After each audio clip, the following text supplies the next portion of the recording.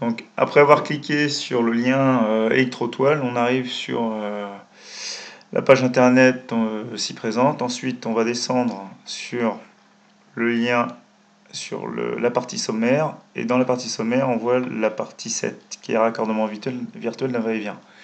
On clique sur ce bouton, on arrive justement sur le chapitre concerné. Donc en lisant les consignes pour liser ce câblage en va-et-vient, donc on doit choisir la couleur des conducteurs en cliquant sur le cercle de couleur. Donc ici, dans le rouge, bleu, vert, noir et violet.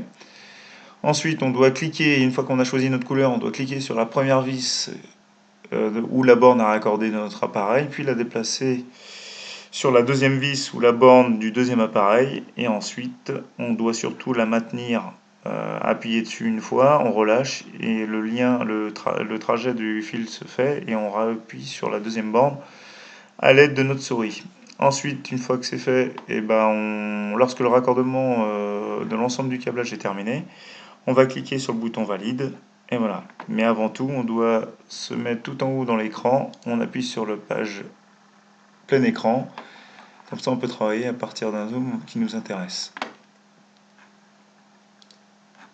Donc, pour ce faire, qu'est-ce qu'on fait? On a possibilité de déplacer les éléments en fonction de notre cas qui correspond à ce qu'on a sur notre câblage. Donc, si je fais l'exemple, je prends le bouton vert, je vais sur le bornier vert et je dois aller à la lampe. Donc, vous voyez, j'essaie de prendre le chemin qui serait le plus judicieux pour éviter de croiser tout. Et là, le câblage du PE est terminé.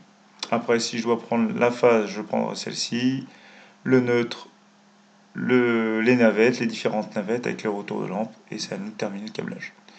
Une fois que tout est terminé, on appuie sur valide et on voit si en bas tout est correct.